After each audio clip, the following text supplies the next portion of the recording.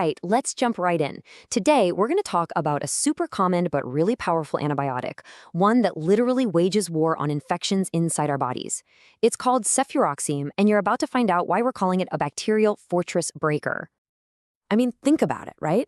Have you ever wondered how that actually works? You're feeling absolutely awful, you pop a tiny pill, and somehow you get better. It almost seems like magic, doesn't it? Well, it's not magic. It's actually microscopic warfare. And today, we're going to pull back the curtain and meet one of the star soldiers in that fight. So, to really appreciate our hero, you gotta understand the villain.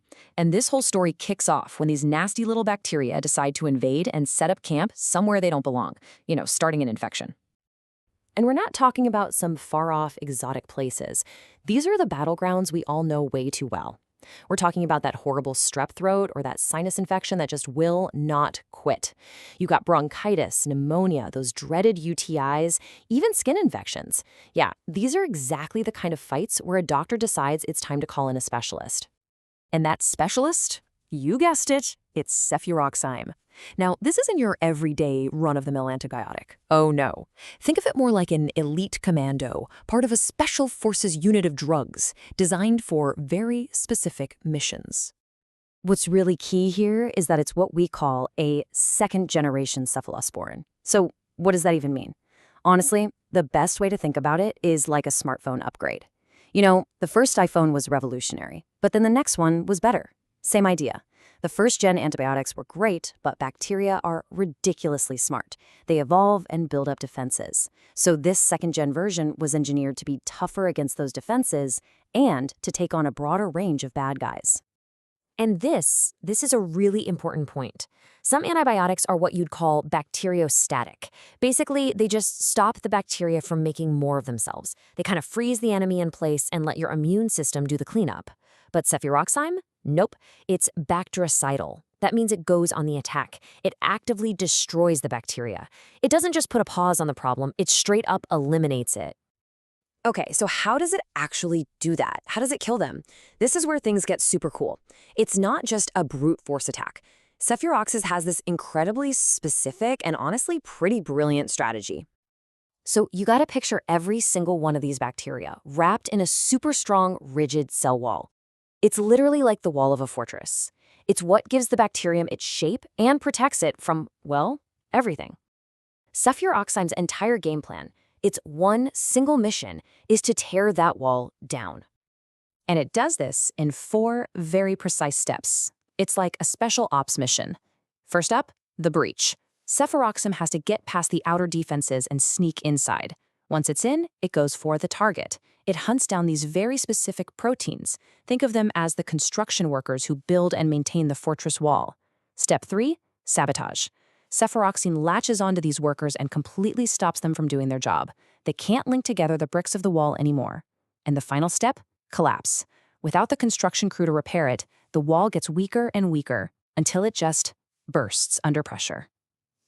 Game over. Fortress destroyed. This strategy gives it a pretty impressive hit list. It works against a whole bunch of different bacteria. Now, you'll see terms like gram-positive and gram-negative. Don't worry about the names. It's just how scientists categorize bacteria based on what their fortress walls are made of. The cool thing about cefuroxime is that it works on the usual suspects like strep and staph, but because it's that second-gen drug we talked about, it also has an edge against some of the trickier gram-negative ones. So it's super versatile, but it's not invincible. There are still some bacteria out there, like Pseudomonas, that have different kinds of walls it just can't get through. Okay, so we know how it destroys the fortress, but how does it even get to the battlefield in the first place? I mean, from a pill you swallow to an infection in your sinuses, let's follow that journey. So cefuroxime basically has 2 ways it can get deployed. First is the oral form, the pill. And what's interesting is that it's a prodrug, which means it's kind of asleep until it gets absorbed in your gut, and then it activates. And here's a little secret. Taking it with food really helps your body absorb more of it, so it's more effective. Then, for the really serious infections, doctors can use the IV or injection form. This is the direct route. It completely bypasses the digestive system and gets 100% of the drug right into your bloodstream, ready for action immediately. And once it's in your blood, man, this stuff travels. It gets pretty much everywhere, fluids, tissues, even into your bones. But here's the really incredible part. It can actually cross the blood-brain barrier. That's like a super high-security checkpoint that protects your brain. When you have something serious like meningitis, that barrier gets a little inflamed, and cefuroxime can sneak through to fight the infection right where it's most dangerous. That's a huge deal. So what about this 1 to 2 hours? That's its half-life. It basically means the body gets rid of about half the dose in that short amount of time. Now, that might sound like a bad thing, but it's not. It just shows how fast and intense the mission is. It gets in, does a ton of damage to the bacteria, and then gets cleared out by your kidneys. And that's exactly why you have to take another dose every 8 or 12 hours. You're constantly sending in fresh troops to keep the attack going and not give the enemy a moment to rebuild. All right, so like with any military operation, there are objectives and there are potential consequences.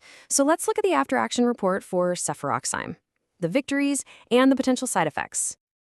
On the one side, you've got the mission successes. All those things we talked about, respiratory infections, skin infections, UTIs, it's a long list of wins. But on the other side, you have the risks. The most common ones are tummy troubles, diarrhea, nausea. That's pretty normal for antibiotics because they can mess with the good bacteria in your gut too.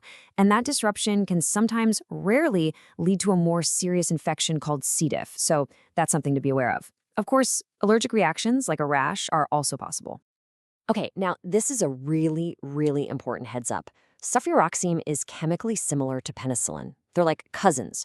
So if you know you're allergic to penicillin, there's a small but real chance, about 5 to 10%, that you could react to this too. It's definitely not a guarantee, but it's a risk your doctor will take very seriously. And finally, let's go over the big mission directives, the absolute must-knows. First, since your kidneys are in charge of clearing this drug out, the dose has to be changed for anyone with kidney problems.